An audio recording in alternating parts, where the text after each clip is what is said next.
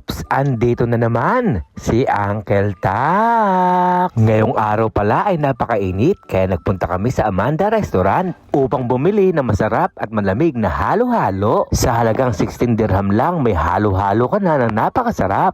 At ang Amanda Restaurant ay matatagpuan lang dito sa Satwa. At eto pa, ang buffet nila ay halagang 29 dirham lang. Kaya saan ka pa? Tara na at tikman at pumunta sa Amanda Restaurant. At ang mga staff dito ay mababait, talagang aaskasuhin ka nila. Kaya sa mga kababayan ko dito, tara na, subukan nyo dito. Dahil yung perang ibabayad nyo, malamang sulit na sulit. Sapagkat masasarap ang mga pagkain nila. Kaya itong in-order kong halo-halo, tinake out ko na sapagkat sa bahay ko nga kakainin. Kaya tara muna mga uncle, samahan nyo muna akong kumain ng halo-halo. Sa unang subo, kasarap, katamis, napakalasa. At napakarami pa ng mga sahog, talagang halo-halo talaga. Kaya i-comment nyo naman kung saan umabot ang bidyong ito. Kaya hanggang dito na lang, ito po ang inyong Uncle Tax. Ingat!